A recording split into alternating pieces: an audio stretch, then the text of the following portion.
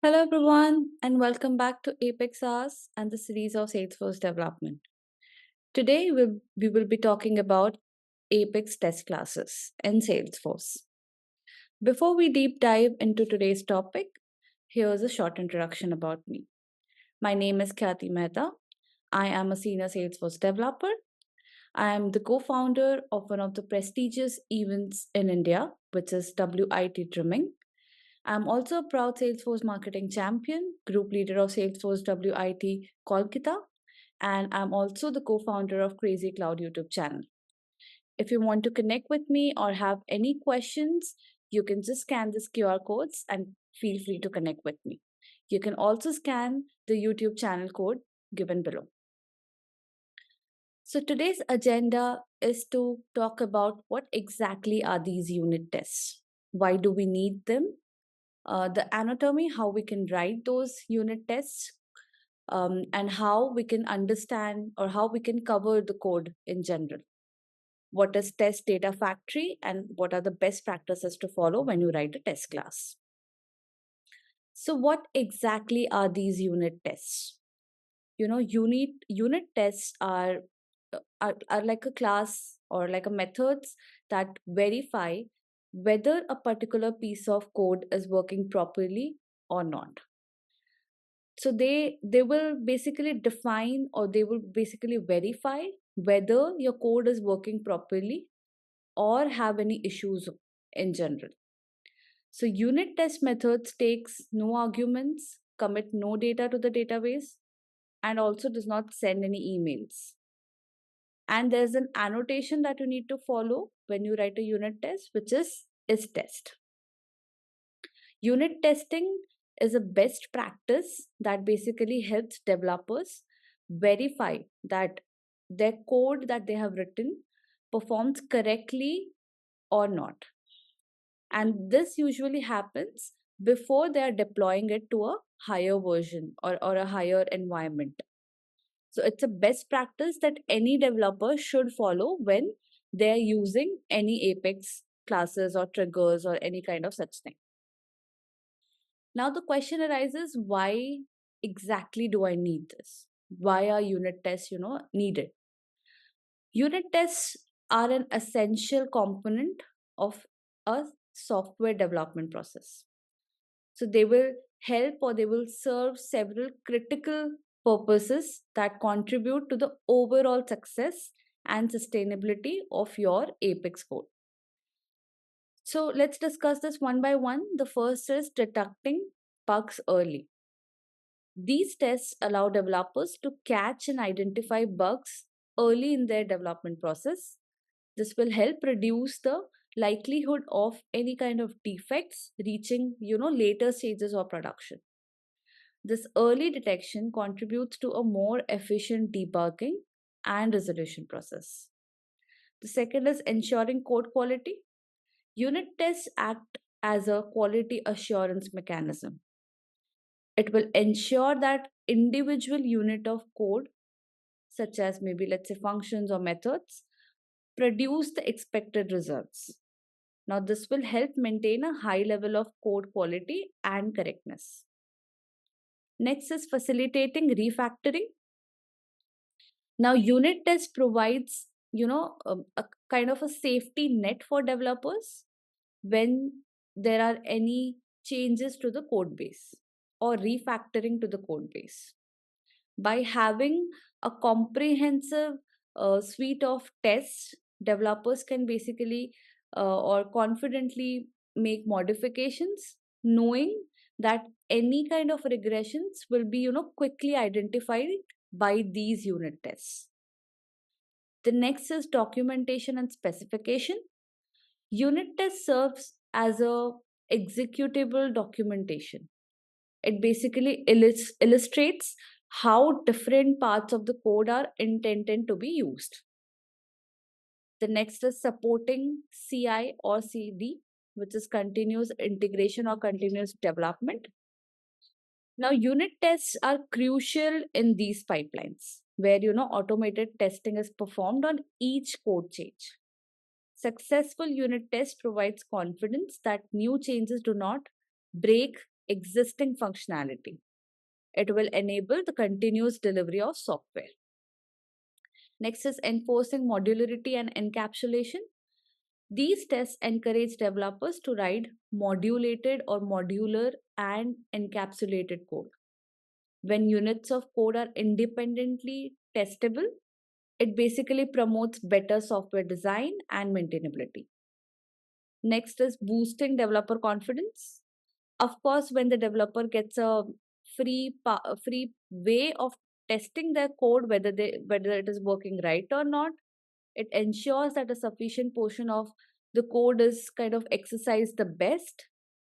Hence, these can be used to boost developer confidence. The next is code coverage requirements. Unit test contributes to achieving code coverage requirements, ensuring that a sufficient portion of the code is exercised by these tests. This is kind of a requirement for maintaining and enhancing your code bases. The next is faster debugging and troubleshooting. When a defect is identified, if you have a suite of unit tests, then it will help you narrow down the potential sources of the issues. Developers then quickly pinpoint the problem area and address it more efficiently. And the last is cost efficiency. While writing unit tests, you may initially require an investment of time, but ultimately it will contribute to cost efficiency by reducing the time spent on debugging or troubleshooting or fixing defects. So in summary, unit test plays a vital role in ensuring the maintainability or continuous improvement of your Apex code. So let's see how exactly we can write this unit test. If you can see, it's very simple. The way you create your Apex classes, you have to create it the same way. All you have to do is just put the annotation @istest. Then you have the class, and then you have the method. For every method, you can also mention the istest annotation.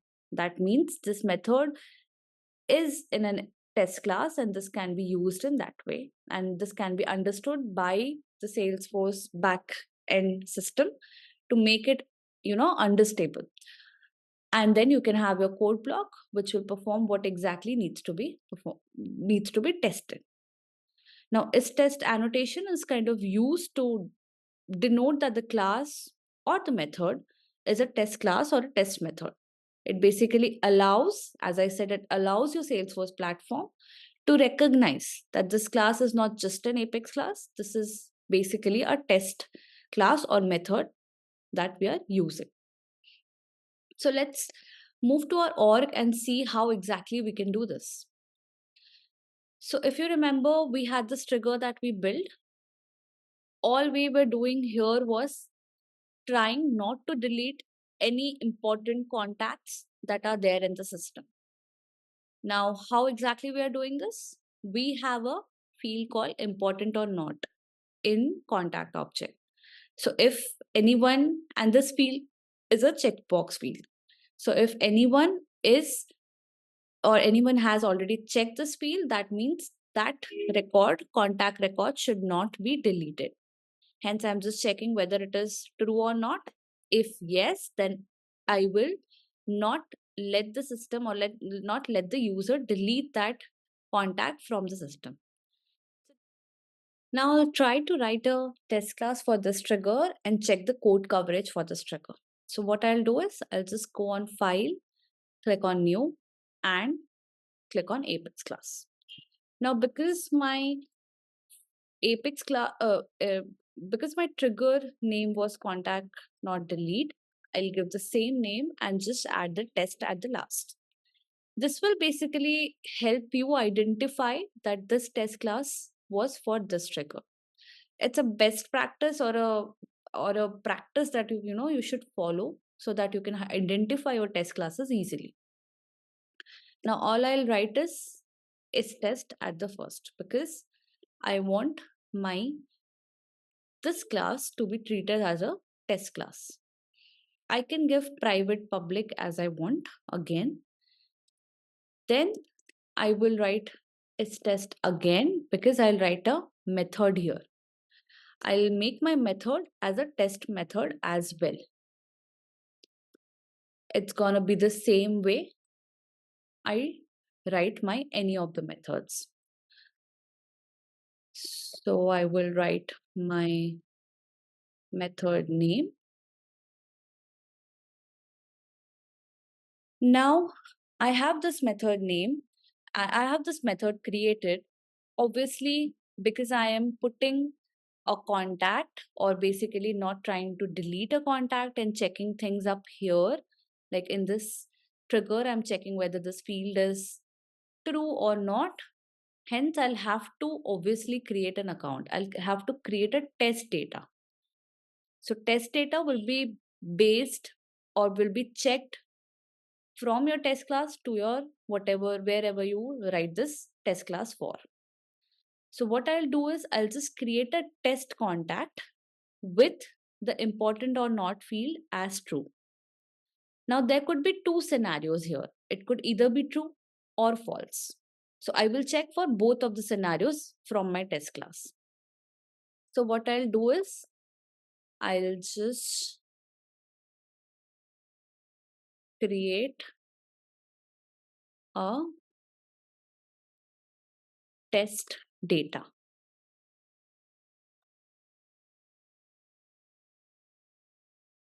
So, first name I'll give, then I'll give the last name,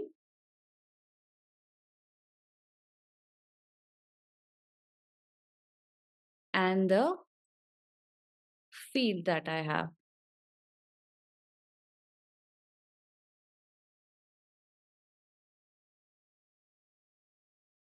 The field was this important or not.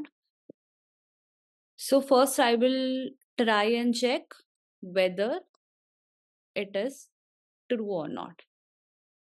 If yes, then what? If this is yes, then I will first try to insert this account. Obviously, if this is okay, then I'll try to delete this account and check whether the code coverage is coming or not. So I have written test start test, and then I will use a DML, try to delete that account and check what happens.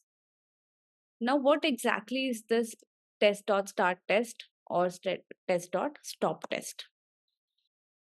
This is a best practice to follow whenever you are kind of performing, or your context of your test execution should be in between your test.start test and test.stop test.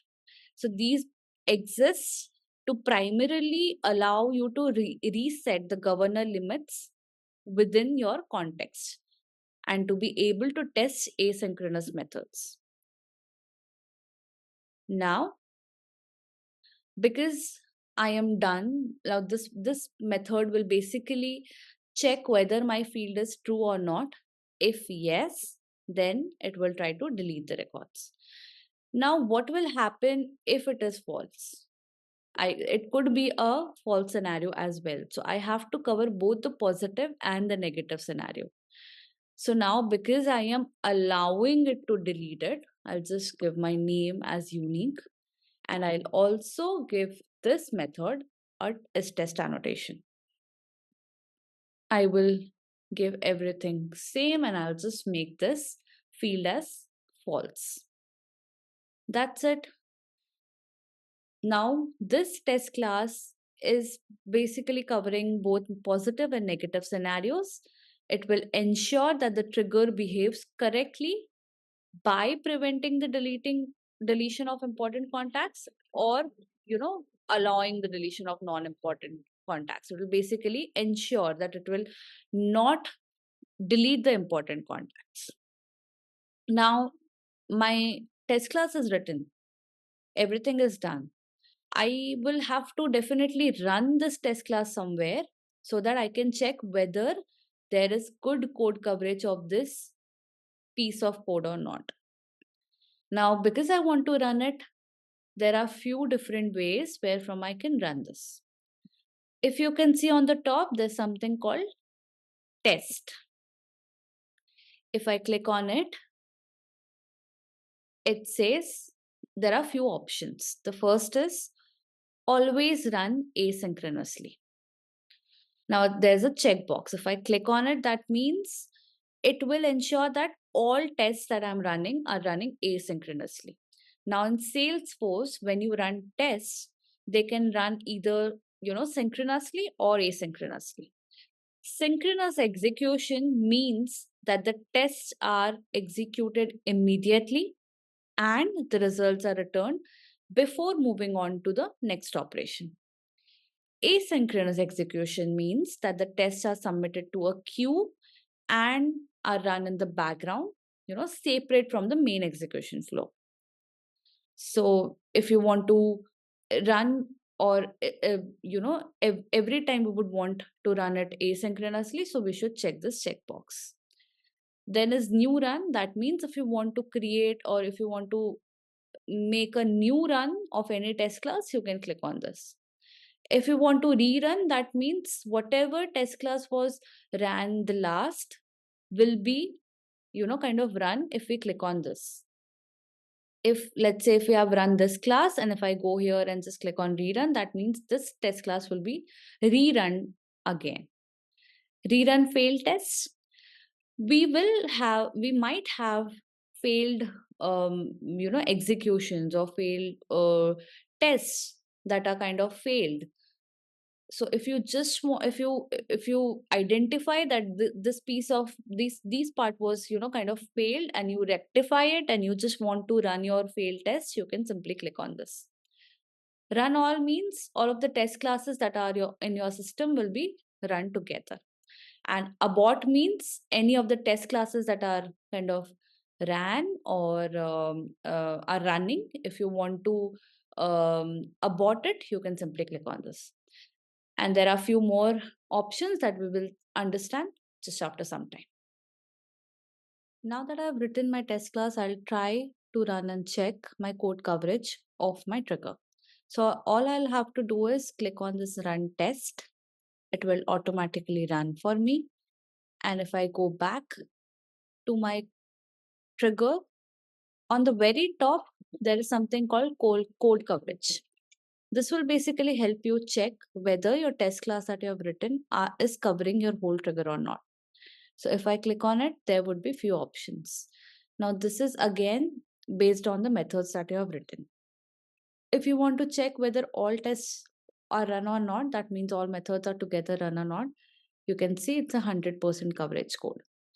Then if I want to check whether my allow deletion method work or not, my allow deletion method was basically checking when it is false. If it is false, then it will obviously not come under the if statement. Hence, you can check which line of the code is being covered and which is not covered. And if I check my other method, which is basically checking if it is true, then it should let delete the account contact. So if you see, all of the lines are blue here. That means the other method is covering 100%. Okay, so you can see the method name, which class, like basically my test class, and how much percentage it is covering. So you can check all of these here. So this is how you write your test classes for any of your triggers, Apex classes, or anything you would want to write it for. Now let's say I have a use case wherein I want to run multiple classes together, like multiple test classes together. Let's say I have a deployment and I want that the contact related test classes, or maybe there are two test classes or three test classes that should be run together. That basically saves up my time. So how can I do that? If you go to the test tab, there was something called new suite. This would basically help you collate your test classes in a suite, and it will help you run those test classes together. So let's say I give it as test suite 1. give a name, and all of the test classes that are available in the system will be shown here. So right now in my system, there is just one test class. So I can just see that. I can move it to my available and click on save. Now, when I run, all of my test classes will be run together. So this is how you can basically, use the suite method or suite functionality being given by Salesforce. Now let's move back to our slides and proceed further. The next is something called Test Data Factory. Now the Test Data Factory, or also known as Test Utility class, is a special type of class that is annotated again with its test annotation, and that can be accessed only from a running test. Now, these test utility classes contain methods that can be called by test methods to perform useful tasks such as setting up test data. Now, test utility classes are excluded from your org's code size limit. Now, let's say you have several test classes running on an object, or several test classes running on something. Let's say account. For every of those test classes, you will have to create accounts test data, so that your each of your test classes will go back to your triggers or clauses on whatever it is written upon. It will check using that test data. So that is obviously a lot of efforts from your developers position, and also a lot of time consumption. So in that case, you can use something called Test Data Factory.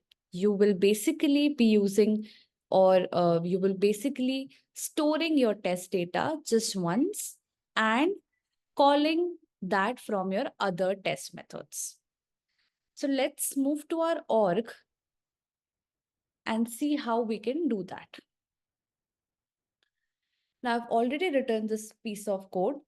What basically it does is, this is a test utility class that contains one static method called create accounts with ops.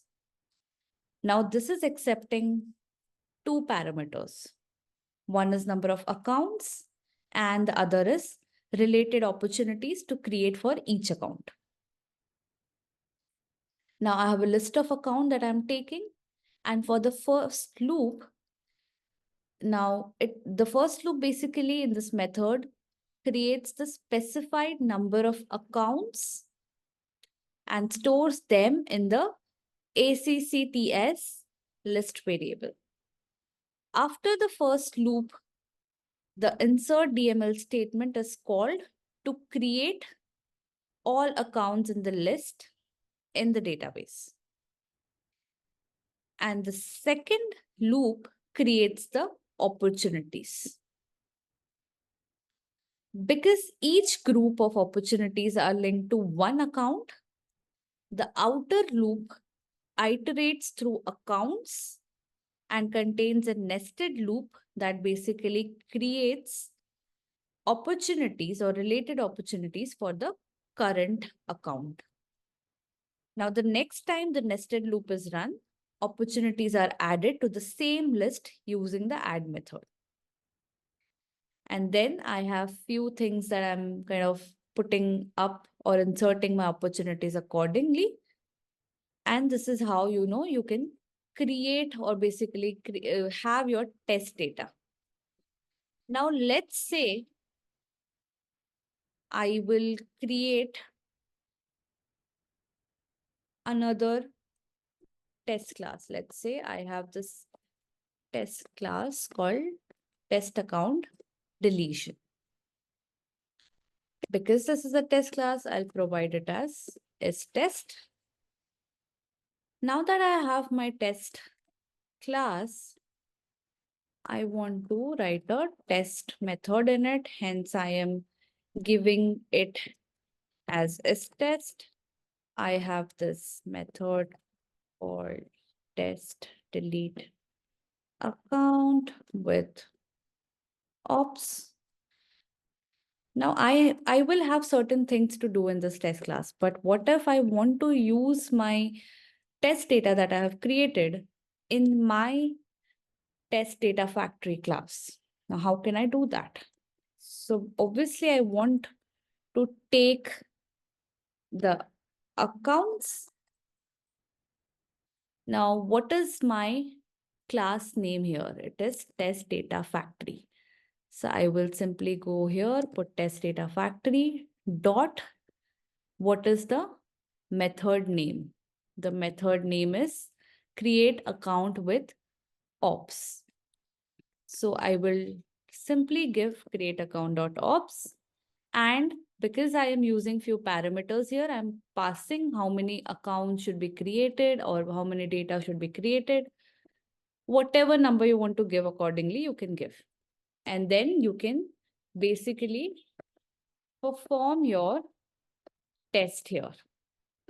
Make sure you remember that your test should be performed in your start test and stop test. Okay. So whatever you kind of wanna use, or maybe you kind of want to test, you can do it in between this. So this is how you kind of create the single test data and use it in any of your test or maybe utility. You can call your utility methods when you are trying to create your test data in any of your test classes. So any you can call this anywhere, and this is how you use test data factory in Salesforce. Let's move back to our slides and understand what are the best practices that we should follow to write a test class. Firstly, test class must start with is test annotation. Obviously, now that we know that is test annotation denotes that a class or a method is a test class or a test method, it ensures that the code which is written is understood by your Salesforce system that this is a test class or a method. Then the next is code coverage requirement. Salesforce mandates that at least 75% of your Apex code should be covered by unit tests. This ensures sufficient testing and also reduce the risk of deployment failures. Now, you should also always use or put assert statements. Now, what exactly are these assert statements? Assert statements are fundamental in testing to verify that the code behaves as expected. Now, there are two types or three types of assert statements. Assert system dot assert equals, system dot assert not equals. It basically compares actual results with expected results, helping you to identify issues and ensures the correctness of the code. Then you should use test setup annotation. Now, this annotation is designed or designates basically methods that create, common test data shared across multiple test methods within the same test class. By creating data once and reusing it, you improve test performance and reduce redundant data creation in each test method. So that is where you should use test setup annotation. You should definitely avoid hard coding IDs. Hard coded IDs and test classes can lead to problems when deploying code between environments, as IDs can obviously or will obviously differ across orgs. So instead, create records dynamically in test methods or leverage tools like test setup annotation to create reusable test data without relying on those specific IDs. You should definitely use test.start test or and test.stop test. These methods are used to delineate the portion of code, or basically tell that that portion of code within a test method is subject to asynchronous processing and will also create or generate or resets the governor limits, and it will allow you to test the code within those limits. So test.start test will basically reset the governor limit, and test.stop test allows you to test the code within those limits. You should exercise bulk trigger functionality. Now, bulk testing involves creating and manipulating a large volume of test records to ensure that the code under the test behaves correctly and efficiently. So, you should at least use 200 records in your test. This will basically help identify and address issues related to bulk data processing. Now, these are some of the best practices that you should always keep in your mind while you write a test class. So, this ends today's topic. I hope it was interesting and a learning session for you all. You can follow Apex Hours on all of these channels. Thank you, everyone.